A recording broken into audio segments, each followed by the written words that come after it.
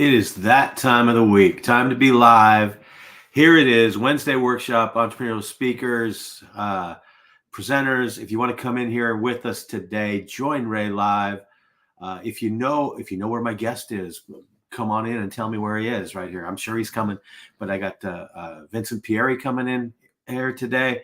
Oh my God, he just came in the green room. He's sitting in the back. He's eating off the charcuterie board, having a little Dove bar in the hot tub, getting ready, about to come on here right now. So we're going to do it. We're going to do it live. We're going to have some fun here. Come on in with us, joinraylive.com, and you'll be right here in the studio with us. So please welcome my guest today, Mr. Vincent Pierri. How are you, my friend? I'm doing well. And you know what? I am so sorry. I don't know if I'm having internet issues or it's something else, but am I coming through okay? I'm getting a little bit of glitchiness from You're my fine. side of things. You're good so far. You know, it's one of those sticky loops. It just kind of doesn't come in, come out, But yeah, I don't see any problems yet. Okay, we'll see how it goes. Thanks so much for having me, Ray. I'm stoked to be here. Oh, this is gonna be fantastic. And anybody that's tuning in right now, come on in with us. Join Ray live. If you got questions, we're gonna dissect a little speaking here today. And Vince, tell people a little bit about your background, what you do, and what you offer. Yeah, absolutely. Thanks again. So yeah, I'm just getting the ball rolling on doing some public speaking coaching. I'm early on in the journey, been posting on LinkedIn for last really 5 or 6 weeks. But I've done a ton of speaking in my own life. My 9 to 5 sort of main thing is I am a pastor, which is, not a lot of always overlap with tech industry type things, but that's what I do. So I'm the lead pastor of a large church in the Cincinnati suburbs, and have just, coached a ton of communicators, done a ton of communicating, and just seeing how I can serve people outside of the church and ministry context. My brother's big into the tech industry, and I'm a fan of the tech industry, and I've got a lot of friends in the tech industry. And I sort of started on this journey just by learning about the tech industry, watching a bunch of conference talks just for my own personal edification, my own enjoyment, my own just like wanting to learn about this field. And as I watched a lot of these talks, I just realized, a lot of even the speakers on some of the biggest stages, CEOs of some of the largest companies, just haven't had a lot of training, a lot of coaching, a lot of direction into just how to write a talk, how to structure it, how to deliver it, all that sort of thing. So I've just been just getting started. I've got a few clients who are speaking at conferences now, and it's been a blast. And it's like I said, early days, but really feels like it's a real need, and really enjoying it. Absolutely, because there's a lot of people out there speaking, and I when we first talked, I remember you said something about Malcolm Gladwell and the 10,000 hours, and how the heck are you going to get to 10,000 hours doing it 5 minutes at a time or 7 minutes at a time in a Toastmaster speech or something like that? What's some of the biggest mistakes you see the presenters in the tech industry making? I think I lost you again. Can you hear me? Yeah, I can hear you. I bet it's on my end. I may need to actually sign out and change locations if that's not so terribly annoying. No, I'm sure, Ray, you can keep the conversation going without me. I'll just rant for a while, and then we'll see you on the flip side. Great. Let me change spots. So sorry. All right. So we'll be coming back. We'll be talking. I'll talk a little about the question that I asked Vincent is what are the problems you see with people who speak in the tech industry, just on an overall basis? There's some good ones. There's some not so good ones everywhere in between. But in general, what I found is that there are so many people in the tech industry that love the things they create, yet they're not good with the human interaction that comes along with selling them. And so what they do is they get on and they lead with their product. They talk all about what their thing does, what their software does, what their machine does, what their idea or app or this, that, and the other thing does. And they don't realize that a person has to buy it, and a person has to come on, and you have to impact their lives in order for them to take it. So despite what everybody talks about with the pain of the sale, find the pain, find the pain, find the pain. What it is, people are looking for results based on having you in their life. And so if you make my life better and easier and have a service or coaching or consulting, and it makes my life better and easier, I'm going to buy it. But if you tell me what it does, I don't care what it does. I want to know what it does for me, not what it's doing, what it does for me. When you buy a shirt, you don't wear it because it covers your body. It does. You don't wear it because it has buttons and it has a collar and it has different colors on it. You wear it because you think it makes you look good. You wear it because you think it's going to start a conversation. You wear it because it's warm. Whatever it is, what is it that your thing does that changes the other person's life? Because that's what creates sales. That's what creates interest in your talk. Is how do I transform after listening to you? How does that work? And that's the biggest mistake I've been seeing. And guess what? I think we got him back. Hey there. So sorry, man. That's A-okay. Rookie mistake. I think I'm good here. I retested the speed and I think we're good, but you got pictures in the background now. So we got some good stuff going. The question I had just asked you, and I kind of talked about it on from my perspective, was what do you see the biggest mistakes that a lot of speakers in the tech industry make when they go and they present or they pitch or whatever it is that they're doing? Yeah, 100%. And I haven't had the chance to dive into a lot of pitches yet, VC pitches. That's something I'm interested actually in exploring, because I think that's just another sort of wide open space that there's probably a lot of room to grow and dial some things in. But on the conference level, it's a lot of to me, very easy fixes. Mm-hmm. So some of it is creating an outline where you understand the framework and structure enough that you're not just trying to remember these tiny little bite-sized nuggets that are dependent on slides, if that makes sense. Like a lot of the, and I'm talking the big conferences, big stages, they're getting up there with 60, 70 slides or a 30-minute talk. The slides are covered with text and data. And that's a very common sort of beginner mistake, is if you don't really know how to build an outline that makes logical sense, you compensate for that by just putting tons of information on a ton of slides. So you only have to remember what's on the screen. And sometimes they don't even get to all the information that's on the slide. So that's a big one. That's such a major distraction for the audience. If there's more information on the slides than they can handle at a time, and especially if there's more information on the slides than the speaker's even addressing, it's just a very big mismatch. Other common ones are just like having too many points. Mm-hmm. A lot of them will go, hey, here's 10 things I've learned over the last 5 years of scaling this company, from $0 to $10 million in revenue or whatever.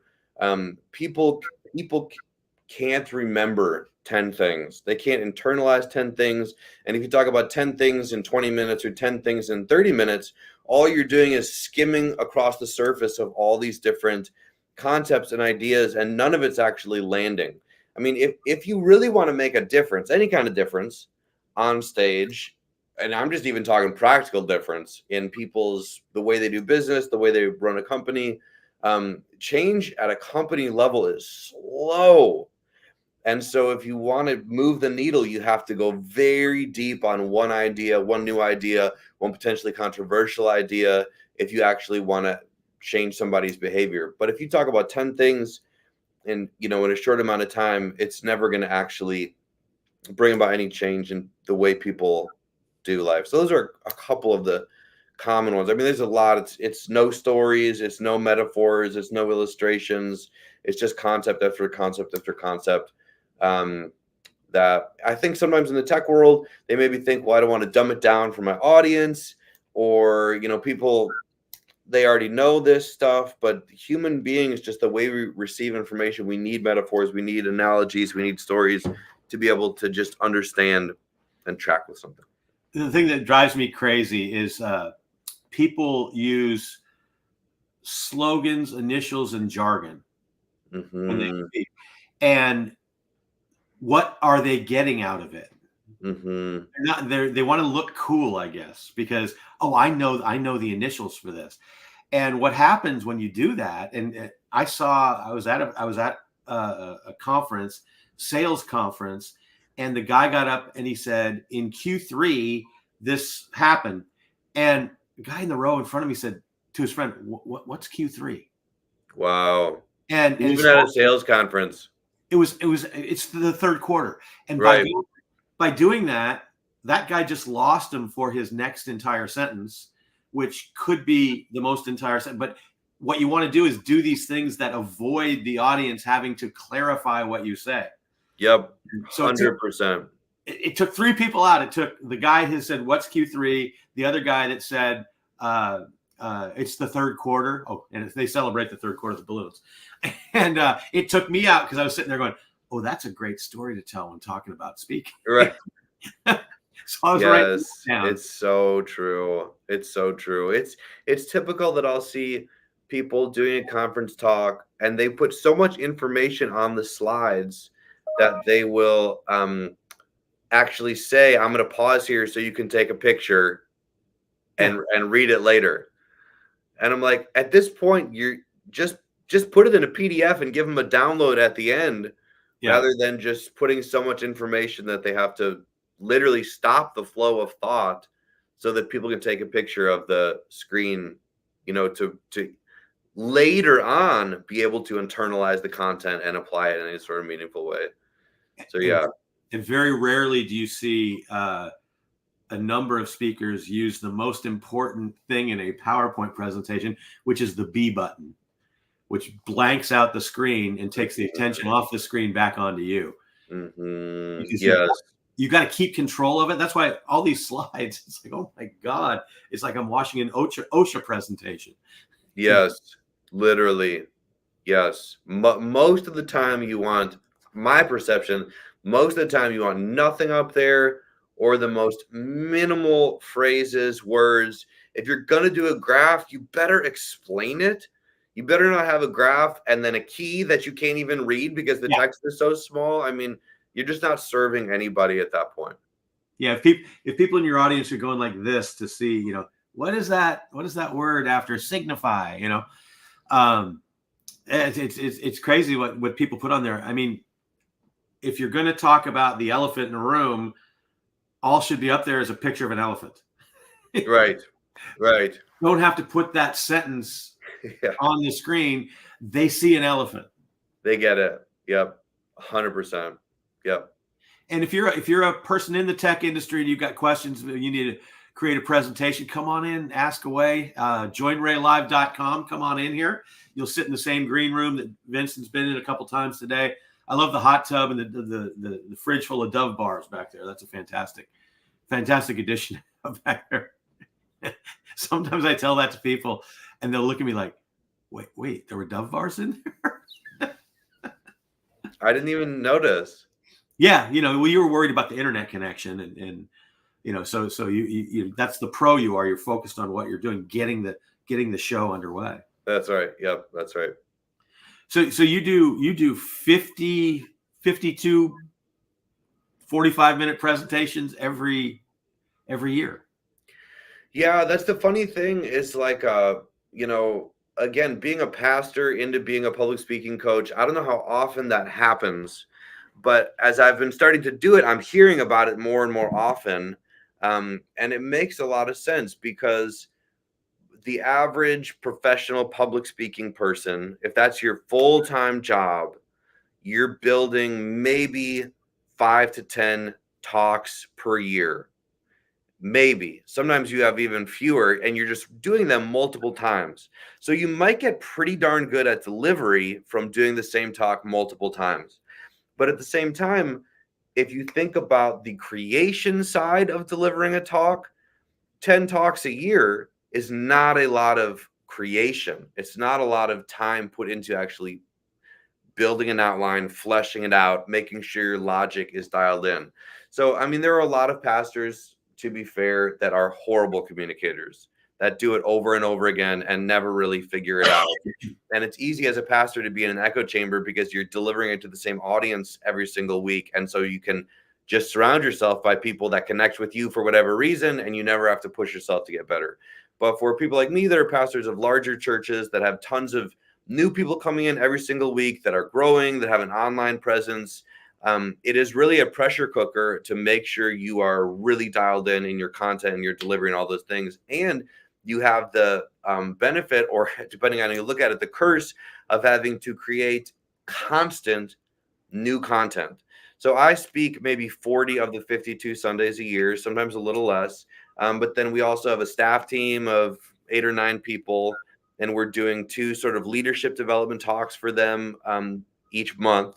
And then I've got a board meeting once a month that we do developmental content in there as well. So I'm writing 60 to 70 new presentations every single year, more than the weeks in the year over year over year.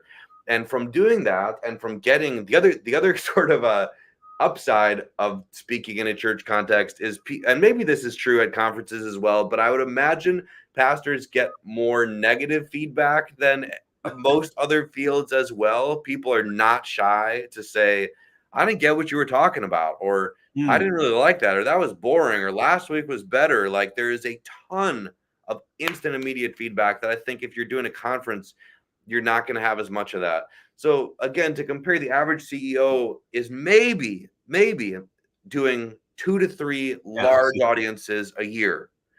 And that's just not enough time to really learn the basic core principles. And I remember when I first got into the church world, the ministry world, at the very beginning, I was speaking 2 to 3 times a year. I was like an assistant pastor guy who they let go up on the main stage a couple times a year. And I had no clue what I was doing. I knew a lot of the concepts. I had studied, I had read books on communicating and gone to grad school. And a big part of grad school for pastors is learning how to communicate well.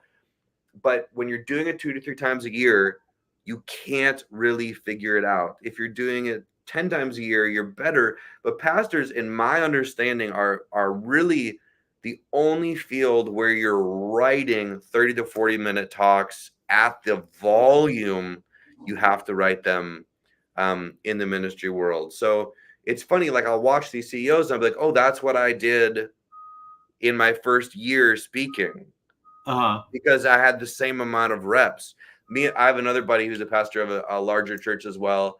And he was like, the CEOs of like $1 billion company, we wouldn't hire them to be our like middle school communicators. You know what I mean? Because the muscles are just so small. And again, it's not like I have any like, it's no surprise. I have no judgment for that. It's just reps. And also they're spending all their time in, staff meetings and board meetings and strategy and go to market and all these things. There isn't actually built in time. Like I have the benefit of getting to spend 10 to 15 hours a week just on content.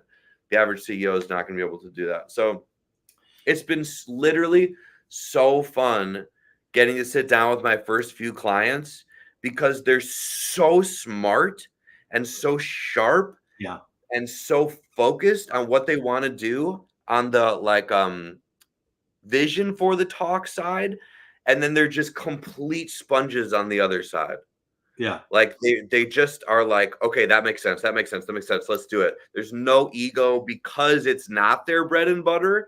They don't come in with this ego of like, oh, I got to be this incredible speaker. So it feels like the ROI for them is going to be very high.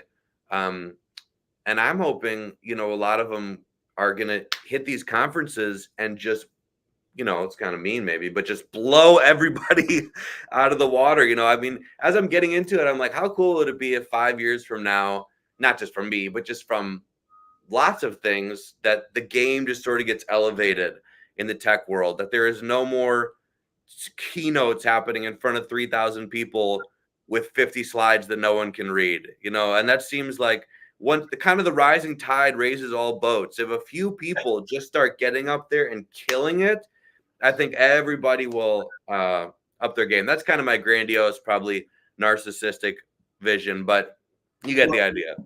Until that happens, that's called job security, right? That's right. I mean, here's kind of for anybody that is because I talk to a lot of speakers that are starting out and going down in little ninja tricks that you can do to create more business for yourself and what you can do. Because you talked about serving, and the more you give away, the more you get, basically. Mm-hmm. And one of the interesting ways, because we're always trying to connect with people, we're always trying to find the next client and go forward. That's one of the things about being an entrepreneur, solopreneur. There's a lot of people out there that have spoken, that are CEOs in the tech industry, that their work is on YouTube. And if you find one of their speeches and look at it, just detail 3 or 4 things they could do to be better next time and send it to them in email. Yeah. And I haven't done that yet. I probably haven't had the balls to do it yet, but I need to just do that. Yeah. You'll be surprised at the warmth you get, because you're going, hey, my name is Vincent. I'm a public speaker and a public speaker coach. I'm also a pastor in my church, because if they see pastor in a church, they're going to go, oh, this guy doesn't want anything from me, Yeah. And here, just a couple of thoughts on what you did, so you can knock it out of the park next time. Yeah, that's a great idea. I've thought about doing that as a LinkedIn post, but I think that's too crazy. Because then it's like a public criticism or public feedback. You know what I mean? But the email idea is a great angle. But here's how I would do it if I was going to do it in a LinkedIn post. I would take an old video of me and say, this is how I started. Yeah, that's good. And that builds your credibility as a speaker, because it's like, oh my God, look at him then. Yep. Here he is now. My friend Darren LaCroix, who's past Toastmaster world champion of public speaking, he got started in stand-up like I did. And he uses his first stand-up video as something in his presentations. And people are like, oh, you poor guy. He goes, what do you mean? I got one laugh. He was looking at the one laugh he got, not the silence that he had there. And the biggest laugh he got was when he did something. He said, like, it took off vertically, and he went like horizontal. And the audience noticed that, and that was his hugest laugh. But yeah, the old pictures of you are great things to show where you've come from. I like that. That's a good word. And there's so many other things, and it's, there's not a single person in this world that got successful by themselves. Yep. Everybody always has help. And so the people that try it by themselves, you can hear the thud going around, is that somebody falling on the floor after falling down, trying to do something by themselves. Yep. And so by reaching out and giving them the thing about when we get overwhelmed and worried about things, and I can't do this, I can't do that. Well, what they're looking for is hope. They've lost hope. And hope is simply the next step. And if you give somebody the next step, then they follow you along. And that's why giving away so much stuff, I've come on here before on a Wednesday, without a guest, and nobody came in, so I still talk for half an hour, because I'm flushing out ideas which are good for me, and I'm giving stuff away. But I've had people, because a lot of people watch these things later, and they'll put questions. By the way, put questions in the comments. If you have questions for Vince about speaking in the tech world, I'll make sure he gets them and can answer you. If you got questions for me, put the same thing in there. I always get back to people in there. But and they you're not sure when they're going to get it. And sometimes even when you tell somebody the message, they're not ready to hear it. Yep. And I imagine a lot in your work, you could say the same thing about what people should be doing, how to look at things, and they have to hear it 5 times. Oh, like in the actual ministry church world? Yeah. Oh, 100%. 100%. Yeah. Yes. Yep. Yeah. Totally. actually one of Darren's lifelong goals is to work with pastors to up their game. Yeah, you were telling me about that. Yeah, and it's a hard road with the pastors. Like, again, some of them, I feel like it's fairly polarized. Some of them are very, very good, generally at a larger church, and are really at, from my perspective, kind of the top of the communication game. The other side are the people who have a church of a congregation around them who is smaller and connected relationally, directly, and so they will listen to the pastor because they know the pastor, Mm-hmm. less because the pastor actually knows how to communicate well. Mm-hmm. And those guys are the hardest to convince that they need to get better, because it's such an echo chamber. The guys who are leading larger churches are oftentimes more eager to get better, but in some ways might have less to learn from a non-pastor, again, just because of the reps Mm-hmm. and the meat grinder. They're mostly looking to other pastors rather than public speaker type people or TED Talks. Like, it's very difficult, honestly, for a large church pastor to watch a TED Talk even, because they're so robotic and so memorized. And most of the people doing TED Talks are not really putting in the reps the average pastor is either. You know what I mean? There's still, it's clean because it's memorized, because there's so much writing on it. Yeah. Or that person doing the TED Talk. But it's really not great communication, in my opinion, in general. The concepts are obviously great and it's going to be dialed in, but it's oftentimes you can tell the person is like gritting their teeth trying to make sure they don't mess up because the stage is so big. But anyways, all that to say, to me, in the ministry world, the biggest need is churches of 300 or smaller. Those guys have so far to get better, but they are the toughest to convince that they need to get better. You know what I mean? Yeah. And go back to that TED Talk.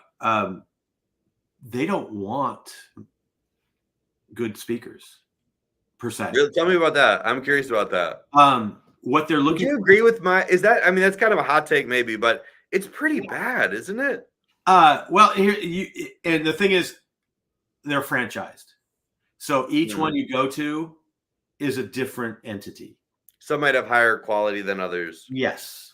And I think up in Portland, Kathy Armias has a big one up there in Portland, and she is a speaker, but she teaches how to rock a TED Talk. She coaches them beforehand. Yeah, but she's a speaker, and so there are different things that you look at going into it. Yeah. But where I live, the place that has the TED Talk, they don't really appreciate the good speaker. They're just looking for the good idea. And yes. And it's not really about the communication ability. Yeah. I mean, there's some great TED Talks and some great speakers with TED Talks. Yep, totally. Like Adam Grant is super good. Obviously, like Simon Sinek's super good. Like, there's been some huge TED Talks where they were incredible communicators. But yeah, the average one, they're up there because of the concepts rather than their ability to like communicate well. And there's a world of difference between TED and TEDx talks. Yeah. and that's the TEDx are franchised. That's what I was talking about. Yes, that makes sense. Yep. And I live out here in the West Coast, and we have a burger chain called In-N-Out Burger. Mm-hmm. And everybody, you go into any In-N-Out Burger in the country, they're not all across country, they just West Coast. It's the same experience at every one. Yep. And they have made it that way. You walk into a different McDonald's a block down the road, it's a different experience. And that's kind of, to me, that's what the TEDx are. There's some great ones. There's some other ones. And the one, our local thing was discussing bringing me in as a palate cleanser in between talks. What? So it's like my job to bring the mood of the room back up after the brilliant idea goes up. And I'm like, I think I'll pass on the palate cleansing. I was like a piece of ginger and wasabi, Yeah. Yeah, which it almost does kind of feel like if you need a palate cleanser, It didn't go down very well, right? Yeah, yeah. The meal didn't go down very well. And I know why I was turned down the first time that I applied, because they say why should we bring you in? I wrote, I sent the application and it said, because my friend went last year and she said that you need me. Yeah. Right. I was like, Yeah. throw this one out. And I go, okay, humbler. Yeah. Yeah.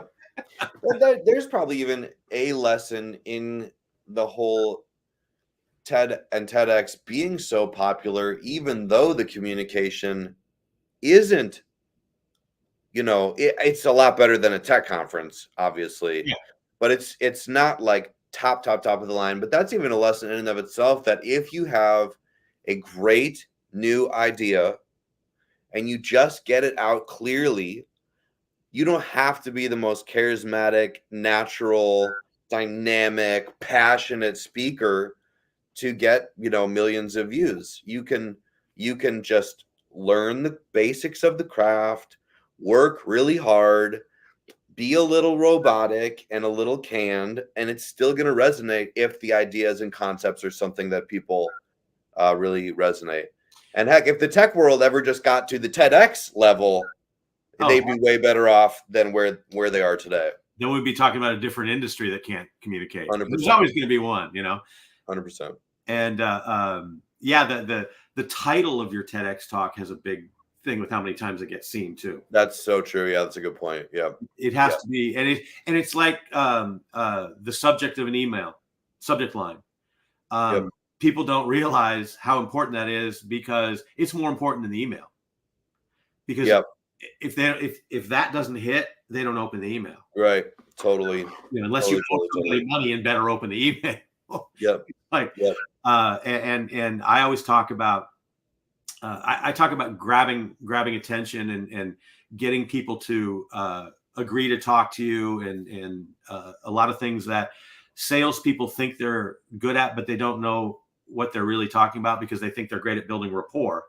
And there's a big gap between stranger and being able to build rapport. You have to get permission to have a conversation with that. Yep, totally. And that's one of the ways where the subject line, and I look to see what I get and what I open, and I'll think, okay, why did I just open that? So Target sent me an email, and the subject line was, "Whoops, sent you the wrong email." And I'm like, oh my God, maybe they sent me coupons I'm not supposed to have, Interesting. And I open up and the email itself was disappointing. It was an ad. That was it, just an ad, a regular ad. But I go, man, and I was kind of bummed. And then I go, oh, wait a second, why did I open that? And so now when I speak, if I speak at something, like I'll speak at places for free and get clients out of it. Mm-hmm. And one of the things that I do now after I speak is I send out an email that says, "Whoops, forgot to tell you something," and it all gets opened, and because that creates curiosity. Interesting. Yeah, that makes total sense. That's smart. Very smart. Yeah, the three things that get your email opened is relevance, specificity, and curiosity. To me, curiosity is the biggest one. If it puts a smile on somebody's face, that's better. But you've got like 70 characters to do that, because that's what fits on a phone.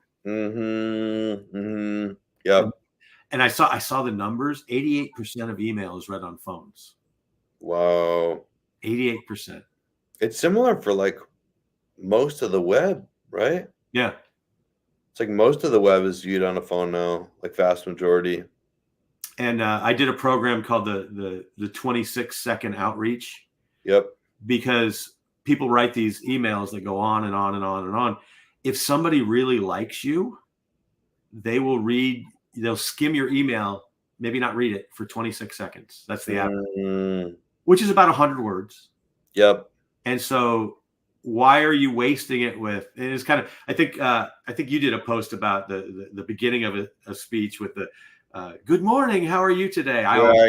That drives me crazy. But the email, same thing. Good morning. How are you? You just wasted your prime real estate. Attention grabbing real estate is what everybody else says. Yeah.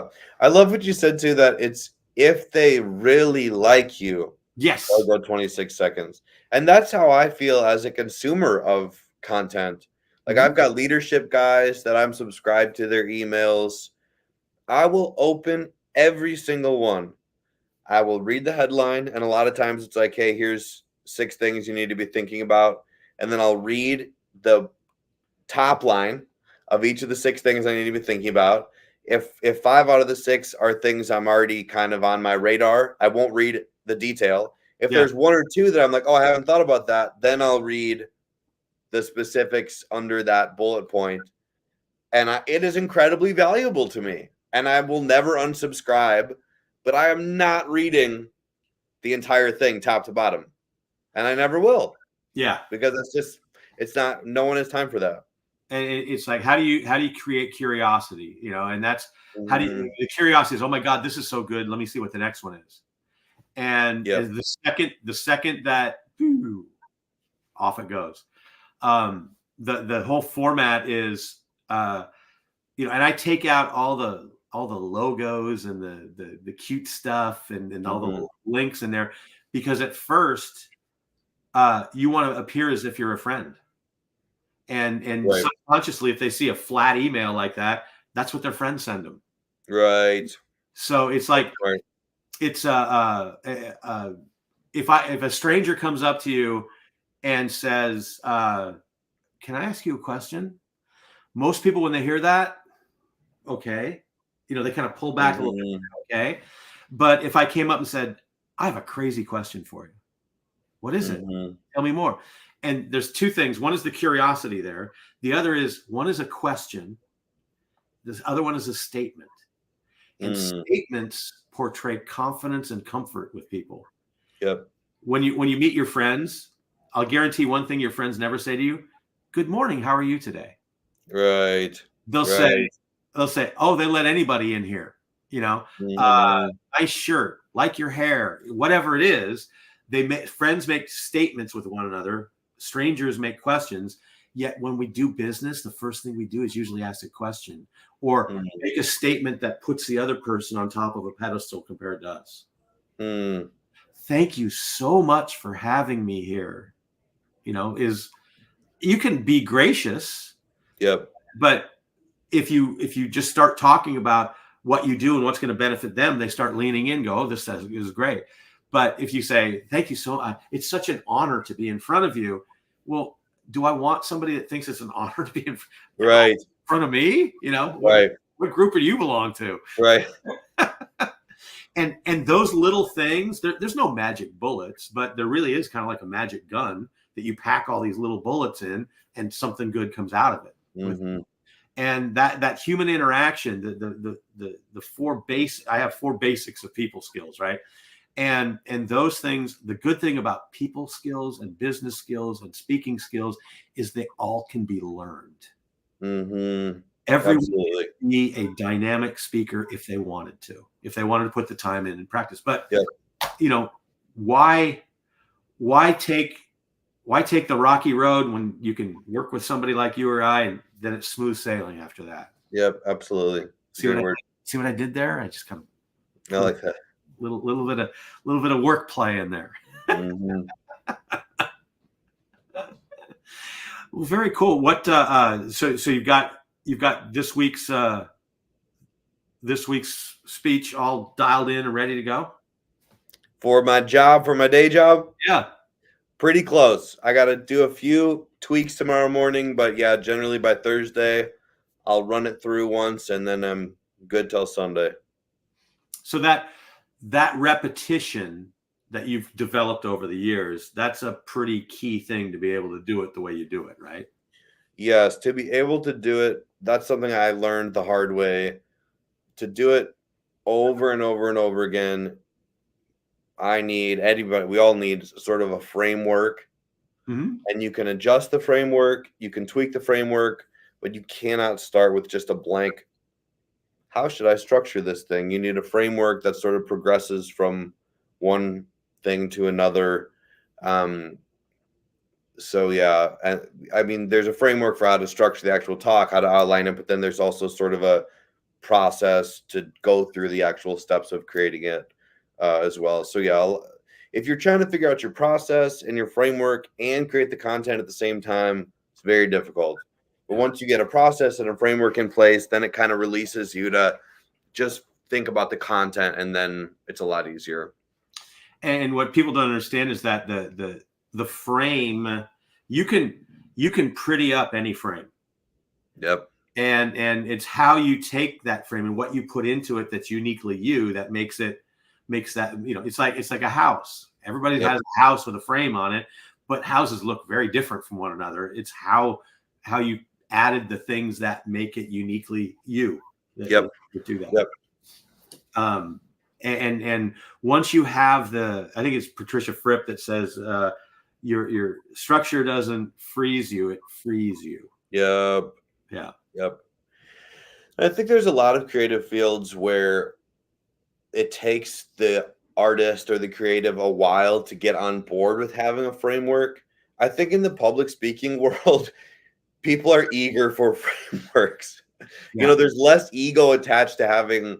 It feels less damaging to your ego to have a framework or a structure to give you tracks to run on, especially if you're creating the talk for some event and it's not your whole gig. You know what I mean? So Yeah. that has been the funny thing watching people interact with the frameworks. They're like, thank God. They're not like, I don't want structure. I don't want a framework. I want to just get up there and wing it. Like, these tech people are like, please, God, give me every framework you can, because I'm desperate for that sort of thing.